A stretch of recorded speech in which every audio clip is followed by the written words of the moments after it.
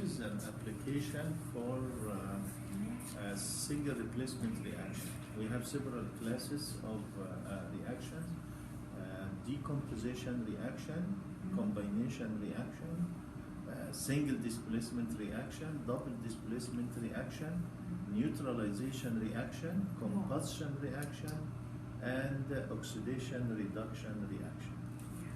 This demo is what the students will be doing in the lab next week. Yes, and it's a direct application for the single replacement reaction. And the reaction happens almost immediately, but we let them leave the experiment overnight to get the maximum amount of copper nitrate formed. To start with, this is silver nitrate. We will take about 0.4 grams of the silver nitrate. We'll measure it on the scale here.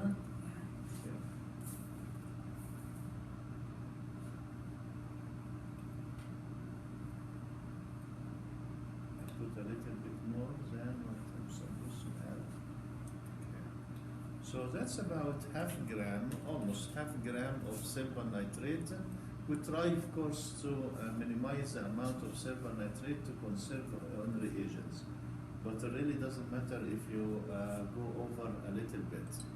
And we're going to transfer the silver nitrate into the test tube, just like that. And we'll add some distilled water. We need to make sure that the test tube, of course, is very clean and washed very well with distilled water, otherwise the solution will be cloudy. So, and this is distilled water we generated here inside the lab. We'll add some distilled water and we'll start shaking until the silver nitrate dissolves. Silver nitrate is very soluble in water, as you know, right? It's very soluble, so it dissolves right away. Half a minute or so and it dissolves. So it's completely clear now, which means it dissolves. So we'll put it back on the beaker just to hold it. The only reason I'm using the beaker, you can use a flask just to hold the test tube. We can also use a test tube holder. And this is copper. So we'll cut a piece of the copper, about that much, over there with the scissors, just like that. And you can hold this for me. Okay, here we go. And we try to bend the end of the copper to hang it on the side of the test tube and form a coil using a pencil, just like that. Okay. So I use a pencil to coil it around. So you can see that we made a coil of copper, right? Okay. That's nice. Yes. See? Yeah. And we'll dip that inside the test tube that's holding the silver nitrate.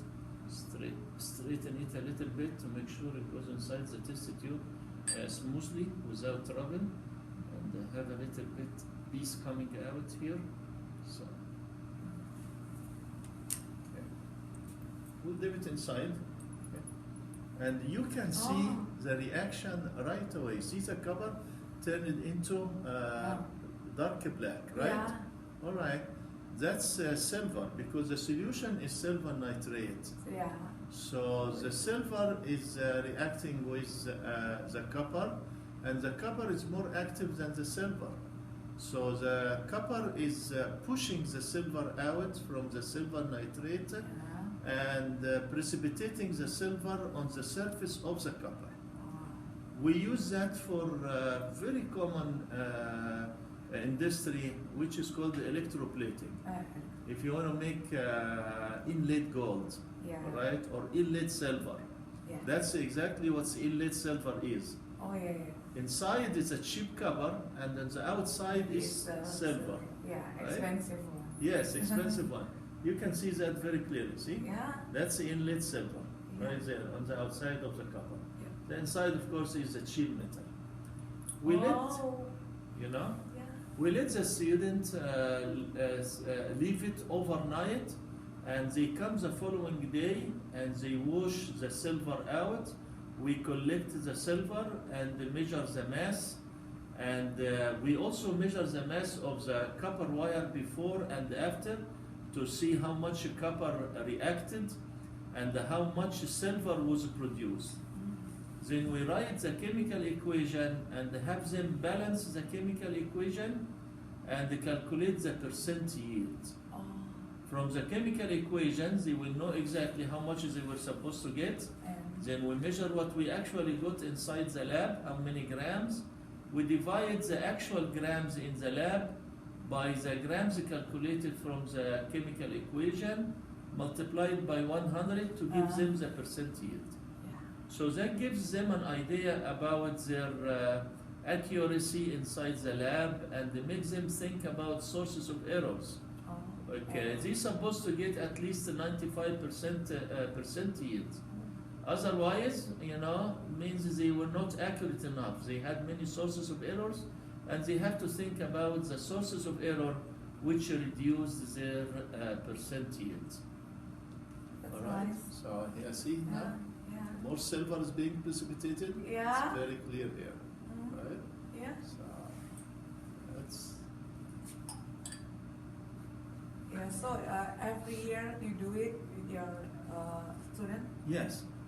That's one of the experiments we perform for the students.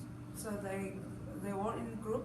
They work in groups, like 2 or 3 groups together. Depends on how large the class is, but usually between 2 and 3. So they will use lab report.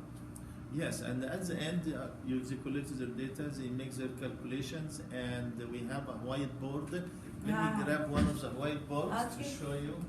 Just 1 second. Oh yeah, I use it in my physics class too. Oh, you use a whiteboard in physics class? Yes. Yeah.